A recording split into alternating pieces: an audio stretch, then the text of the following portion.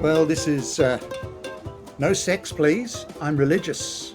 And on the podcast today, I have Jon Owen, who is the senior pastor of the Wayside Chapel in King's Cross in Sydney.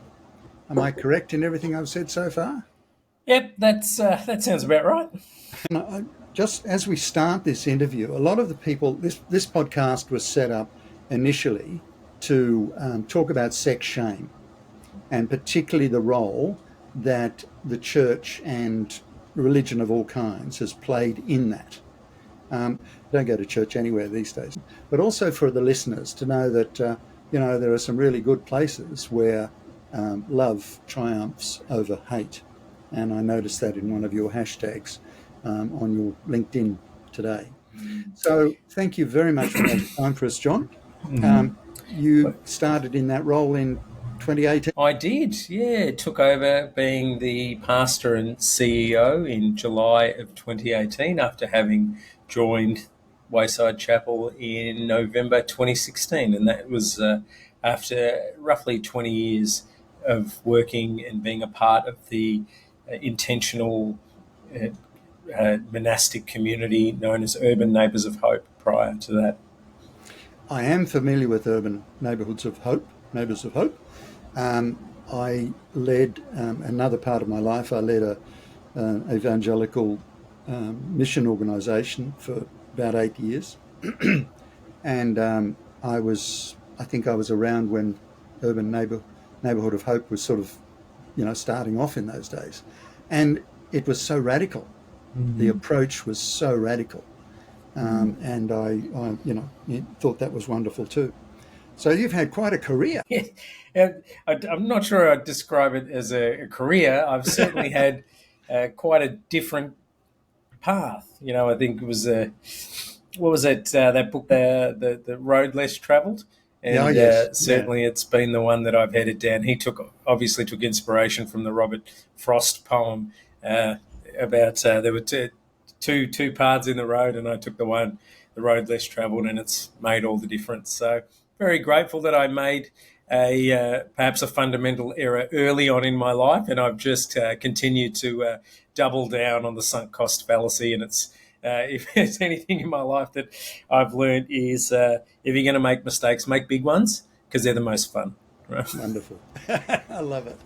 So for people who may not know, can you just give an introduction to Wayside and the vision of Wayside? Yeah. So look, you've said our vision already. Our vision is love over hate. How do we live in the world in such a way that love wins over hate? Yeah. How do you stand in one place and extend one arm to the rich and another arm to the poor, to the housed and to the homeless, to the white and the black, the gay and the straight, the gendered and the non-binary, in a way that love can prevail? And what we've seen is by walking that narrow ledge, because you're always walking between two paths and two groups, is one of the hallmarks of being seen to be doing it correctly is that you get shot at from both sides. Yeah. There's always a pressure to say, where do you stand? And you say, I stand with humanity, which is the great legacy that Ted Noffs started at Wayside when he talked about the family of humanity. I am a human being and nothing therefore is alien to me or my experience. And that was the radical love that birthed the Wayside Chapel, that we hope and pray and work will continue that legacy well into the future as we celebrate our 60th year this year. So that's our vision, and our mission is about creating community with no us and them. One of the most profound experiences that I think is not only prevalent in our country, but starting to really emerge across the world is this phenomenon of loneliness. One that Mother Teresa spoke of 50 years ago is we are becoming less and less able to interact with each other because of a range of external and internal factors. The internal factors are around our individualism, our rampant individualism that sets me against you and makes me a competitor. And our metaphors for living are about victory and conquest rather than community and connection. Yeah. And, we've also lost trust externally in some of the broader institutions of our world for very good reasons, with royal commissions, but no longer, when we ask the question, by what authority do we answer it, by an institution or an office like clergy? For good reason or another. Unfortunately, what it's led to is we have made ourselves the final authority, and more so, we have made our feelings the final arbiter on what is the final authority. And that puts us into very dangerous, murky territory, especially when we use weapon words to hold each other out, like unsafe, or, these are the sorts of phrases that hold us apart and not bring us together. And it kind of confirms us in our isolation and loneliness, and doesn't build bridges between us. So we're in this kind of cultural soup. And I would say, and we've confused a sense of well-being with being well. And that's something that really should terrify us all. And so I say the solution is never from within in this scenario. It's always from without.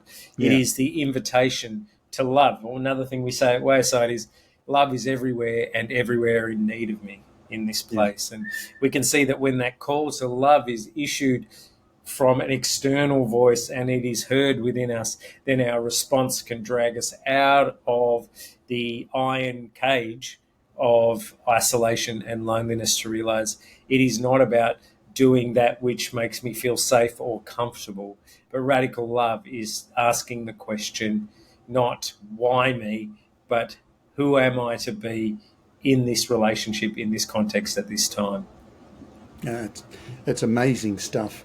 I can remember, 60 years ago, goodness, I'll be 70 in a month or so. So I was only about 10 when Wayside started. But I remember reading about, the fact that you could go to a Wayside service, and you might have a trans person sitting near you. You might have a person in drag. You could have a gay person. You could have a street person. You could have a drug addict. And to me, I guess I suppose I've always thought that that's what church should always be. So this radical love really intrigues me, and it always has. As I also indicated to you and your secretary, I got involved in a fundamentalist sect, and I think radical love was part of that, because we certainly were love bombed into it. But aside from that, you had the belief that there was no cost too great for the highest purpose. Now, in your case, has it got you into trouble?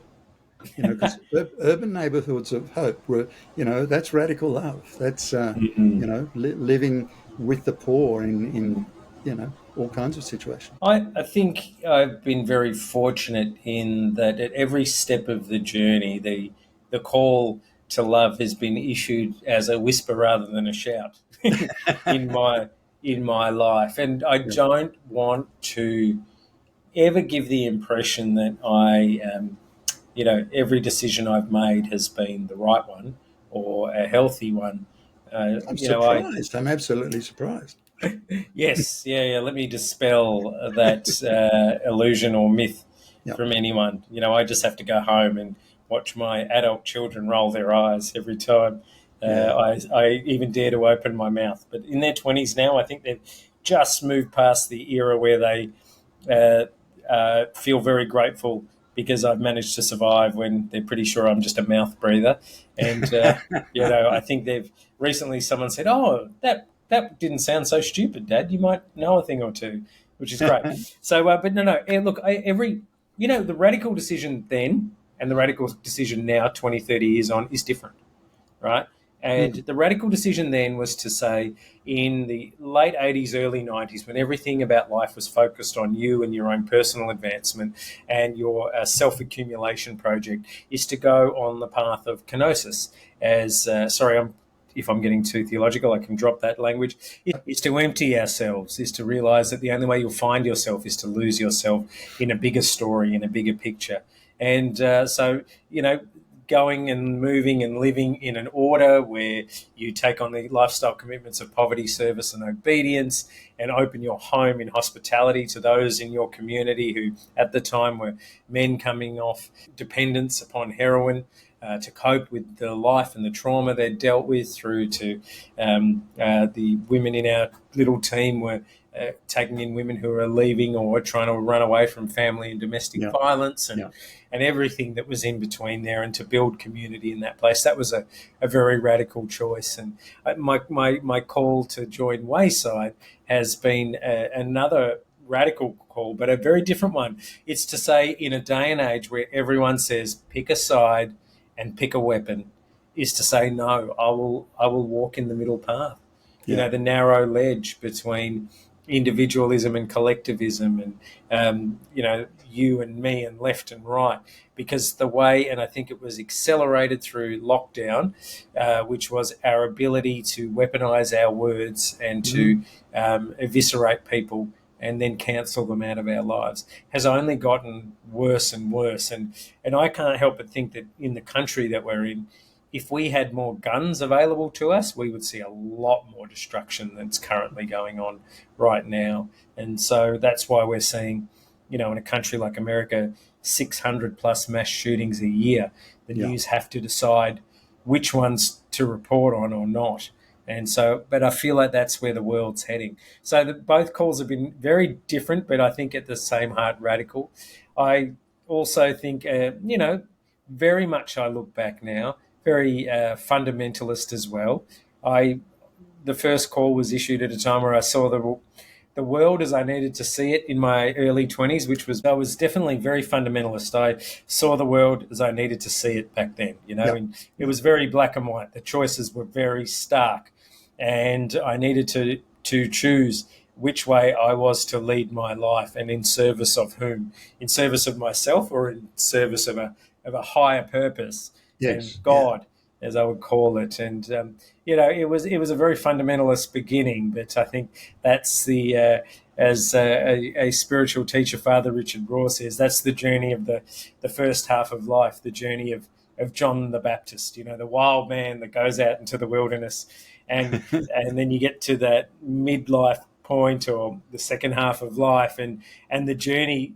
The task is to go on the journey of John the Beloved, the one that can sit and alongside Jesus and rest his head in his bosom, as it says in the scriptures.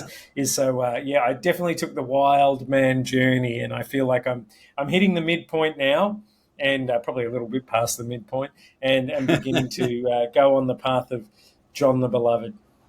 Oh, that's great. Jon, you send out some wonderful newsletters, by the way, and they're full of great wisdom and encouragement and so on.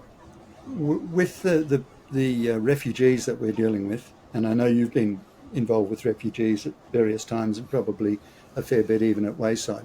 It's really difficult sometimes to find out how to encourage people. We send money to help people stay alive, basically. I mean, if they're from Uganda and they're in Kenya, they're immediately identified as gay, because if they're a refugee, it's basically the only reason they would be there. If they're a trans, for example, their life is absolutely miserable, because they will have such an intense need to be seen as who they are. And in many ways, we're all like that, aren't we? We want to be seen and recognised for who we are, because that's who we are. When people say it's a choice, I often think of these people, and I think, well, who would choose? It's like going into a shooting gallery with a target on your head, walking in front of the guns. What would you say to encourage people in those sort of situations? Can you think of anything that, I'm putting you on the spot here. Well, I hesitate to offer a word of encouragement, but I do feel strongly led to offer a word of blessing. And the God I serve, the God I choose to serve and walk in relationship with, that kind of forms the ground I have moved and live and have my being in, is a God I know to be a God who sees you deeply. I've had some very powerful moments over the last few years where I have been with people in their last moments of their lives and have found great comfort from a God of love. We say at Wayside that there's no hole so dark and deep that God already isn't in the bottom of it or already there with you. And I often say I'd rather be lost with you than saved without you. That's the God I know, and the God that jumps in to where you are to be with you. God comes to you disguised as your life, not the life that you planned or the life your family had hoped for or the life that you'd set every one of your decisions by, but the one you actually have. Who you are, who you have been created, is unique and holy and is seen and loved by God. We have to often live that life out in a culture that does not accept or see us for who we are. But if I could wax lyrical and share three very powerful stories of things that really helped profoundly impact and change me, I will. We had this one lady who had I had always known her to work to sell sex on the streets. And she was actually a very beautiful woman. And she told me the story about how when she was very young, she was only ever known for her beauty. And sadly, it was the only way she received attention. Her father would often allow his friends to have his way with her, which I just cannot fathom as a parent myself. But this is the reality of the life she lived. And she would often come into Wayside, and we have volunteers on the front desk where we care for people all week long. We're open 7 days a week, 365 days a year. And we say that no one is a problem to be solved, they're a person to be met. And so we just meet rather than manage people, and we love them. And so she went to our front desk, and there's these two beautiful volunteers, and she said to them, I need a change of clothes, I'm going to work today. And these two volunteers live on the upper north shore of Sydney, so a very fancy area, but they once a week come in and serve. And they went out the back and found a nice corporate blazer and a nice pleated skirt, and they proudly presented it to her, and she said, no, I won't make a fucking cent wearing that. And we had a good old giggle, and she went on. But then one day she came in and she said, what do you got to do to get a job around here? And so we said, oh, you can just volunteer on the front desk. She said, I can do that. And because she'd also worked in massage parlours, for the first time in Wayside history, the phone messages that came in and the post-it notes that were written on, the numbers actually matched. And that was a radical departure. So she was volunteering. We also say the sign of a life breaking down is driven by two questions. One is, what can you give me? And second is, what's the most I can get for the least? And I tell you what, you don't have to be sleeping rough to be driven by those two questions. And but we say the sign of a life turning around is driven by the question, how can I help? What can I do? And she just came to life helping us. And she eventually got a job as a legal secretary. And the point of that is to say, at no point did anyone say what you're doing is wrong. She was never judged. She was only loved. And then she was captured by a higher calling in her life. When she finally realised that no one was here to try and fix her or judge her or manipulate her. And she realised, hey, there are people here that are with me and for me, and I can move. Sadly, after 10, 15 years of that, she was dying of cancer, and she called me into the hospital. And she grabbed my hand and she told me the story about when she was young, and I never knew that about her upbringing. And she said, as soon as these men had their way with me, I became invisible again. And so the only thing I ever knew how to do was the only thing I ever did for the first 30, 40 years of my life. I would go and sell myself. And she said, and then I started coming to Wayside, and I would sneak in the back and I would hear this message of love and acceptance and forgiveness. And I heard the stories and I realized I'd always felt so much shame. She'd always felt so much shame in herself and her body, thinking, what's wrong with me? Am I actually ugly? Even though she was stunning. He used to say that, men just throw me away like a piece of trash after they unwrap me. And she said, I've soon realized that it was the Jesus you spoke about who, and I thought, she also said, I never thought God could love me. And then she said, then I realized it was your Jesus. If he were here today, he would have sought me out and he would have seen me for who I am.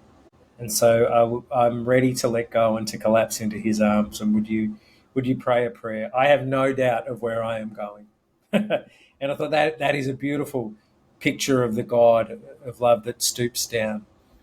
I also have a story of a young girl, and I hope this is not too graphic to share. I hope it can. No, so it's a bit of a trigger warning for listeners at times. Last interview was with the lady, just hold that thought. The last interview was with a wonderful woman, Shay Barnes, who goes out and talks in corporate areas in the UK about non-binary people and all that sort of thing. And, so that's pretty important. One of the other people that we spoke to was Fiona Patton, who headed the Sex Party initially, which became the Reason Party. And Fiona was the first person who had crossed crossed the desk from being assisting the prostitutes to becoming one, and then became a member of Parliament. But she thought that she might have been the only former prostitute in Parliament, but she was far outnumbered by the men who had used or abused prostitutes. Sadly. Sorry, come back to you. No, that's good. Thank you, David. Yeah, another story that really sticks out to me as I try and encourage people in where they're at is I have a member of my congregation who anytime something intense is happening has a little cross around her neck, and she gently kind of just rubs it like I'm rubbing this headphone cord. Yeah.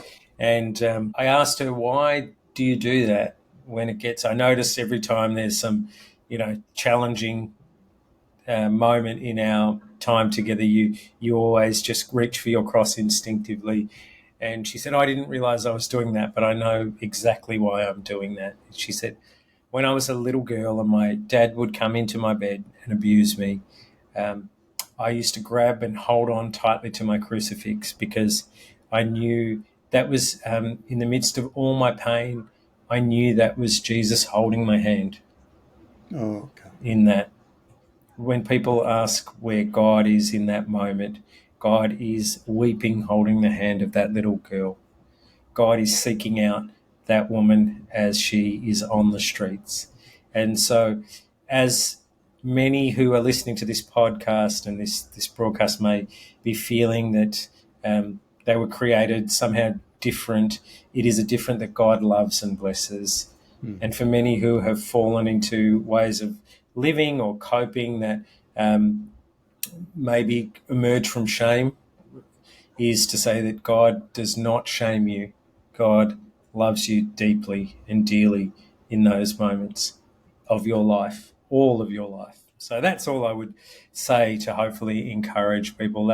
So when you hear people in positions like mine as reverends and pastors saying, well, I was never taught at Bible college to who or what God hates, right? It seems to be something that we discover in the pulpit, and often that is revealed behind our closeted back doors later on in life, that we were preaching against the very things we were railing against. But, there is a way to control people by making them feel shame in their bodies. And if I could do anything, I offer you the gift of release from the shame that you feel in your hearts, but also in your bodies. Your bodies are to be used for good and beautiful purposes on this earth. And I wish I could release everyone from that shame that many in my position have placed upon people to control them, have used from the pulpits to exert and gain power or to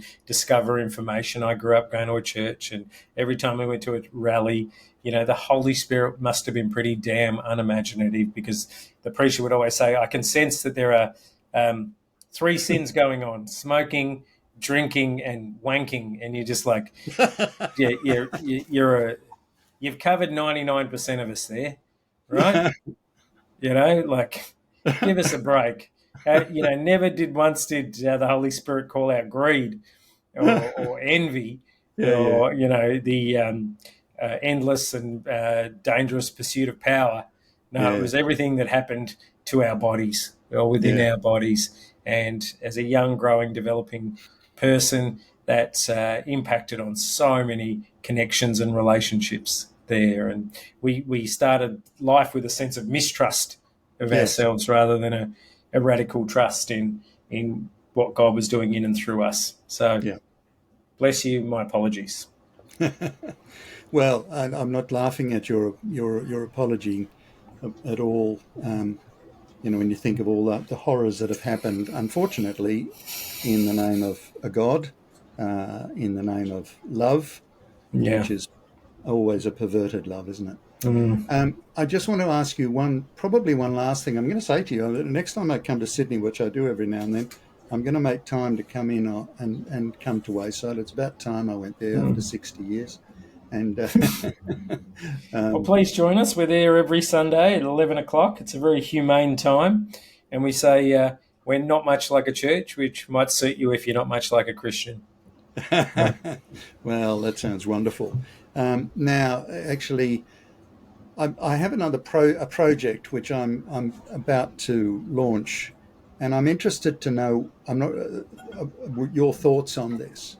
My belief is that a lot of the terrible things that are happening in the world, which we talked about earlier, and even before we started recording, we talked about stuff. I have a belief that it's time we started to teach children everywhere to see and recognize kindness. I know there are lots of kindness movements around, but because a lot of the terrible stuff that we see, and a lot of the terrible stuff that's come from pulpits, is simply a lack of, on a higher level, I'd say it's a lack of love. People who just don't understand love. But it's not kind. It's not kind to someone. As you would know, if someone, for example, is born, I work with people with disabilities, and some of them are pretty obviously have a disability. You just look at them and and they have suffered terribly in their childhood by kids, abusing them because they've got a small head or they've got whatever it is, and it scars them for life.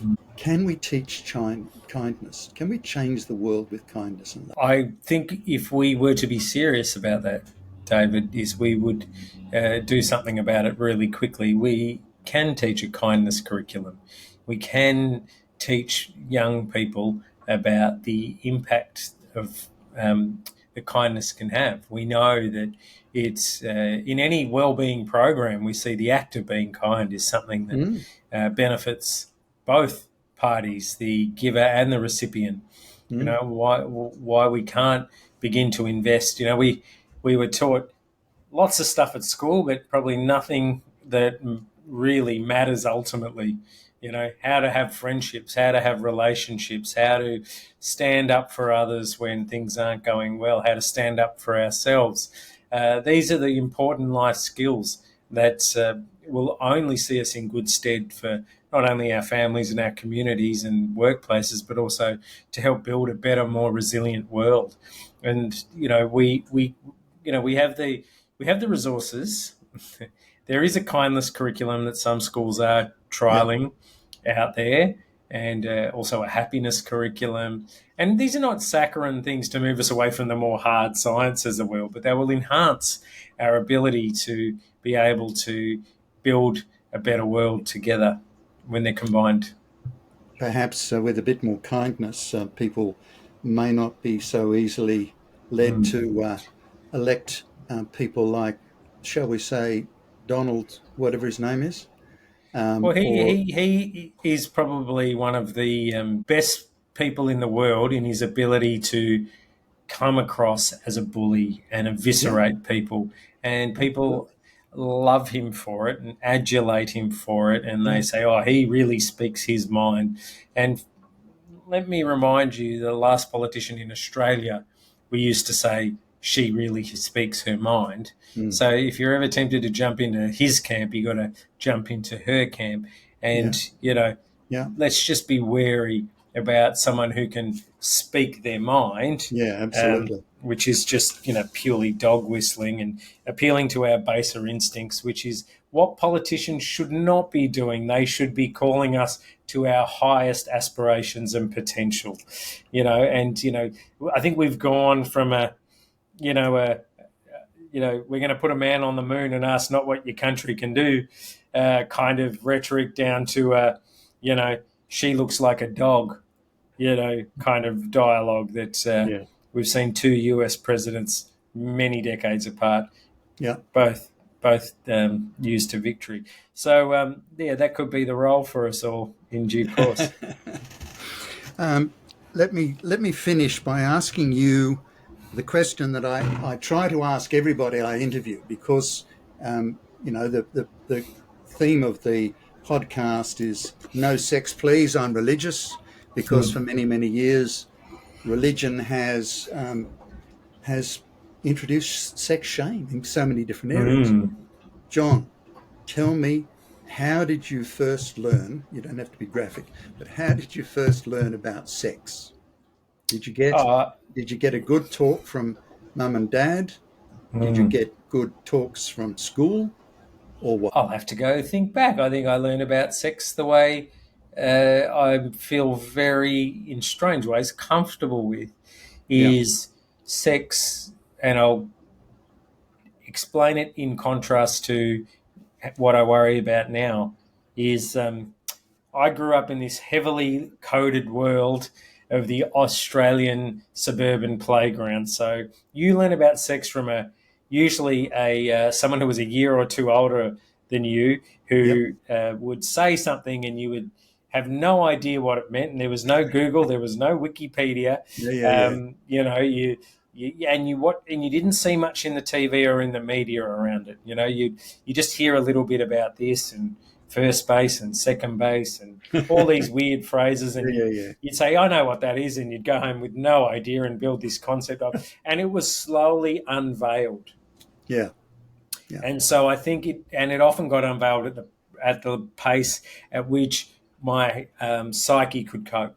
yeah, What worries me nowadays is, you grab your iPod or your phone and say, what is sex? You're given the full menu straight yeah, away at 8 years old, which is often, I think, the last Australian survey, the first age of contact with hardcore sex that a yeah, person will see, which is terrifying because my psyche could not have coped with that.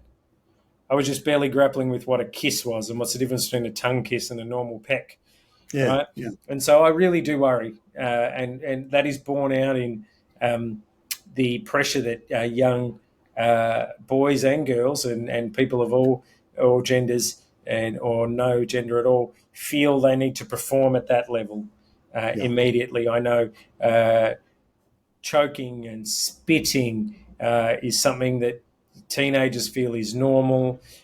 Anal penetration is because it's what they see in the porn mm, that they are consuming as normal and normative. Whereas I'm very lucky that's how I got to do it, and sex is something that evolved slowly mm, and in conversation and dialogue with just one other person for me, not with me and a TV screen, and but how do we humanize sex again? I think that's an important question that doesn't often get asked.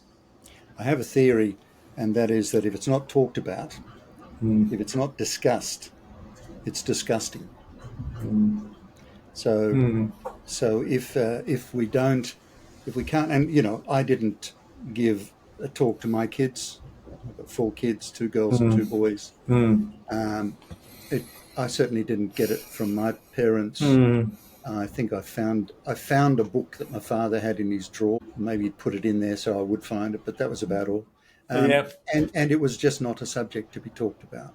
And I realised in my older years how much shame I have felt about that subject, and I think many people have. So it's only it's a huge part of humanity, because we're not here without it. But it should also be something that is healthily discussed and appropriately discussed. Yeah, absolutely. At the levels that people can accept. Jon, I really appreciate you being with me today. I was really taken that you so quickly said you'd make time, because I know that you're extremely busy there, and it's a great and a huge load that you carry. So I hope that you do look after yourself really well. Thanks, David. It's been an honour to be able to share a little bit about it all.